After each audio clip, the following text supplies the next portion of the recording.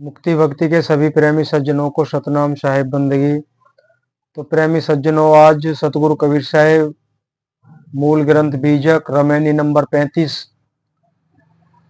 तो इसमें सतगुरु कबीर साहिब ने बताया है ज्ञान बिना मिथ्याचार का अहंकार। कह रहे हैं एक तो उनको सत्य ज्ञान की प्राप्ति नहीं है और झूठे ज्ञान को ग्रहण करके ही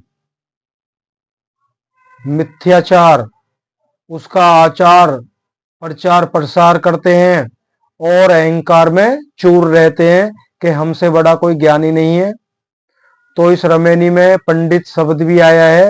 ये ब्राह्मणों के लिए ही नहीं है, जो बड़े बड़े ज्ञानी हैं उनके लिए भी सतगुरु कबीर साहिब पंडित ही कहते हैं, ब्राह्मण पंडित।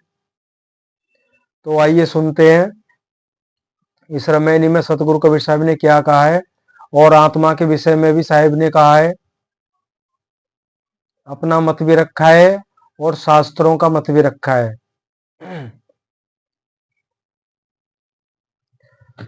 रमैनी 35। पंडित भूले पड़ी गुनी वेदा, आपी अपन पो जानू न भेदा। संजातर्पण और सट कर्मा, ई बहु रूप करे यस धर्मा।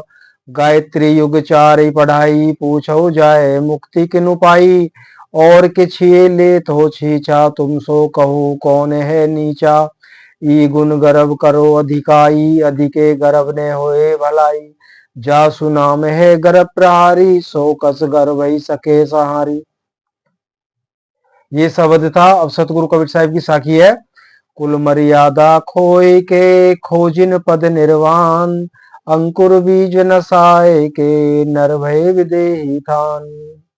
सतगुरु कबीर साहिब कहते हैं कि वेद शास्त्र आदि के पढ़ने सुनने मात्र से मुक्ति नहीं मिल सकती है। उसी का विस्तार इस रमैनी में किया गया है। बड़े बड़े विद्वान पंडित लोग भी वेद शास्त्र पुराण तथा स्मृति आदि ग्रंथों को पढ़ सुनकर उसी में भूल गए हैं, क्योंकि वे अपने आत्म स्वरूप को तथा अपनी छाया स्फुरन रूप 34 एवं 52 अक्षर पौ माया के भेद रहस्य को नहीं जान सके। अब देखिए यहाँ पर भी आएगा, हम पहले भी बताया है आपको कि हर रमैनी में आत्मा के स्वरूप का वर्णन किया है सतगुरु कबीर साहिब ने। तो सब में बड़े सतगुरु कबीर साहिब हैं, उनका ज्ञान भी सबसे बड़ा है। तो हमें तो वही चाहिए। इस बात पे हमारा ध्यान होना बहुत अति आवश्यक है।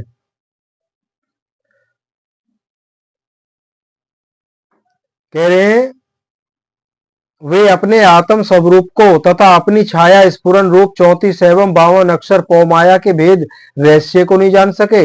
अर्थात वे लोग न तो स्वयं निजातम स्वरूप के परिचय का भेद जान सके और न 52 अक्षर संयुक्त ओम राम आदि शब्द मंत्रों को ही जान सके कि ये सब चेतन आत्मा कृत जड़ क्षर पौमाया है, क्योंकि केवल ग्रंथों के अध्ययन मात्र से कोई चेतन आत्म स्वरूप और महाचेतन परमात्मा के स्वरूप परिचय का महत्व ज्ञान नहीं प्राप्त कर सकते।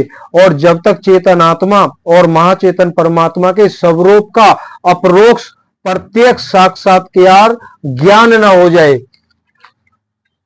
तब तक मुक्ति नहीं मिल सकती है। अब कहते हैं जी तत्वदर्शी संत हैं हम। अब ये तो गीता में भी लिखा हुआ है, केवल पढ़ने समझने और सुनाने मात्र से तत्वदर्शी संत नहीं होता। तत्वदर्शी संत होता है आत्मा परमात्मा के स्वरूप का प्रत्यक्ष ज्ञान, तत्व को विदित कर लिया हो, अपने निस्वरूप को विदित कर लिया हो, उसके द्वारा परमात्मा के स्वरूप को जान लिया हो, तो वो तत्वदर्शी संत परमात्मा से भिन्न नहीं है। वो देह में बैठा हुआ विदेह होता है। अब पढ़ के सुना दो ऐसे ऐसे ऐसे ऐसे ऐसे ऐसे है, और बात भी सही है।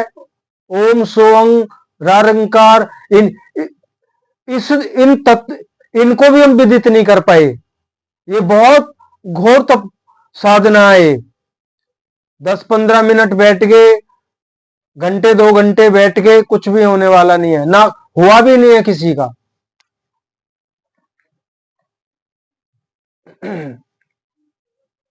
अब समझ में आ गया? स्पष्ट बोल रहे हैं, जब तक आत्मा और परमात्मा के स्वरूप ज्ञान परिचय नहीं होता है, मुक्ति नहीं होगी।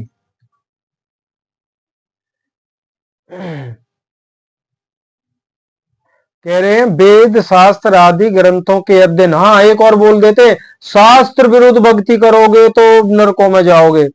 यहां तो शास्त्रों का भी खंडन कर रहे हैं सतगुरु कबीर साहब। तो तत्वदर्शी संत तो हम बन गए, हम शास्त्रों का भी सहारा ले रहे हैं।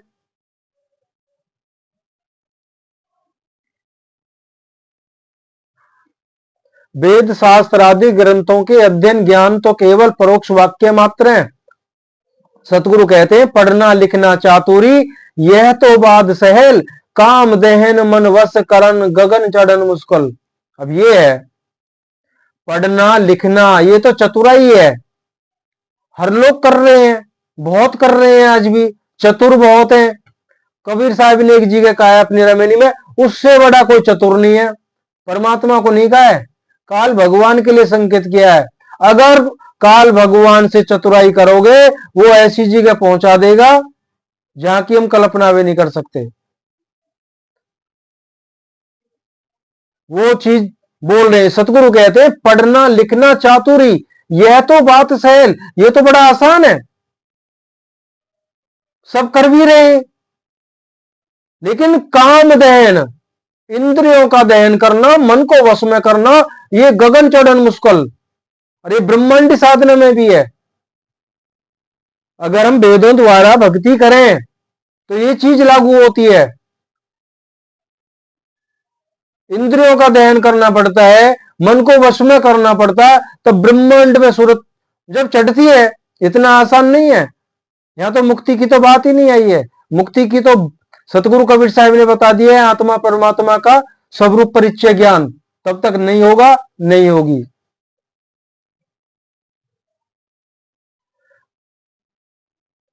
तो यहां पे कह रहे वे पंडित लोग संध्या वंदन तीर्थ तर्पण और नित्य षटकर्म स्नान संध्या पूजा पाठ जप होम तथा वेद पढ़ना और पढ़ाना, दान लेना और देना, यज्ञ करना और कराना, आज भी यही हो रहा है। ये तो तत्वदर्शी संत करा रहे हैं। बताओ, सत्संग अपलोड कर रहे थे, एक वीडियो सामने आई, 25-25 हजार रुपया शिष्यों से लेते, होम कराने का, यज्ञ कराने का। तत्वदर्शी संत, उस बेचारे का घर जल गया, फूक गया, सारा राख हो गया, उसको मदद भी नहीं मिल रही है।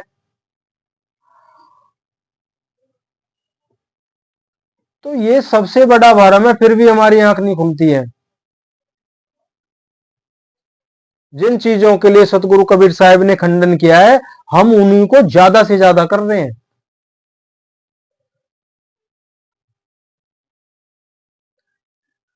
तथा इसी प्रकार के और भी बहुत प्रकार के धार्मिक कार्य ऐसे होते हैं जिनको ये लोग करते हैं। अतः वे इसी प्रकार बाह्य चार सत्कर्मों को ही श्वास खास अपना कर्तव्य समझकर अपने नर्तन का अमूल्य समय इन्हीं क्रियाकलापों में व्यतीत करते हैं, निजी धर्म समझते हैं। अर्थात इन क्रियाओं को ही वे अपना परम कर्तव्य समझकर उसी में आसक्त रहते हैं। स्वयं अपने स्वरूप का तथा अपने कल्याण का रहस्य भेद नहीं जान पाते। 4 युगों से गायत्री मंत्र पढ़ाया जा रहा है, परंतु उन इतिहास वेद वेताओं से जाकर पूछो तो सही कि केवल गायत्री मंत्र के जाप मात्र से किसने मुक्ति पाई है? अर्थात किसी ने भी नहीं। भाव यही है, बिना आत्मा तथा परमात्मा के स्वरूप ज्ञान के केवल जड़ गायत्री मंत्र के जाप से मुक्ति नहीं हो सकती। अतएव चेतन आत्मा और महाचेतन परमात्मा के स्वरूप परिचय ज्ञान से ही मुक्ति हो सकती है, अन्यथा नहीं। सार शब्द परमात्मा स्वरूप में आत्म स्थिति होना ही मुक्ति है। हे पंडितों, तुम उपदेश देते हो कि आत्मवत सर्वे भूतेषु का, किंतु अपने को इतना पवित्र और दूसरे को इतना अपवित्र समझते हो कि उनके स्पर्श छूने मात्र से शुद्ध होने के लिए अपने को जल से सींचने लग जाते हो। इसी प्रकार के तुच्छ भाव वाले तुमसे नीच और कौन है।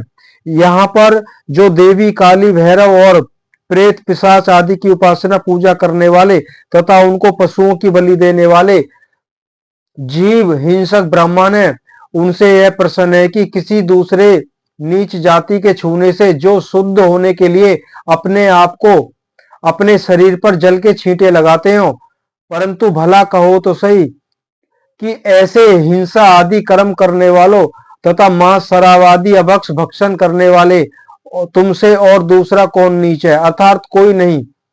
इन हिंसा आदि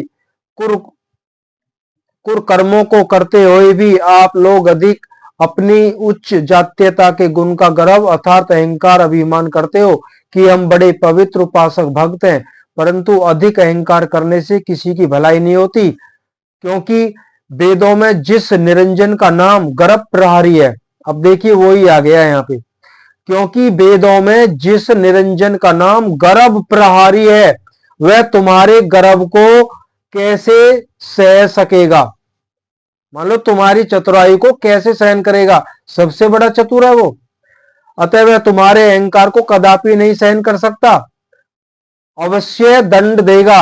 अब देखो कईयों को मिला भी है, कई गुरु लोगों को दंड भी मिला है, ना तो पिंडी साधना और ना सतगुरु कबीर साहिब की सतलोक की साधना, तो ये तभी होता है।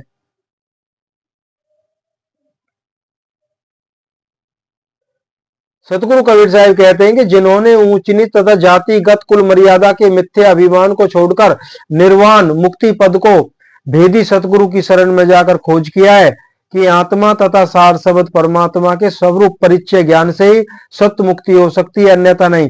वे लोग सार शब्द परमात्मा में अपनी आत्म स्थिति करके जन्म मरण रूप संसार के कारण शुभाशुभ कर्मों की वासना रूपी बीज और अहंकार रूपी अंकुर को नष्ट करके वे विदेह मुक्ति पद स्थान को प्राप्त हो गए, अथवा वे देह से रहित उस विदेही सार शब्द परमात्म स्थान में स्थिर होकर सदा के लिए विदेह मुक्ति को प्राप्त हो गए। तो ये सतगुरु कबीर साहिब ने रमेनी नंबर 35 में खुलासा किया है। भक्ति कोई भी आसान नहीं है, या पिंडी भक्ति हो, सगुण साकार निर्गुण निराकार, या परमात्मा की। जितेंद्रिय तो बनना पड़ेगा, इंद्रियों का नाश होगा, मन को सहज करना है, तभी आगे बढ़ पाएंगे। कोई भी भक्ति है, कबीर साहिब की सहज साधना क्या है, बस इतना करने के बाद में सतगुरु कबीर साहिब का काम है। और जो साधना है पिंडी ब्रह्मांडी साधना, इसमें शुरू से लेके अंत तक खुद संघर्ष करना है। सतनाम साहिब बंदगी।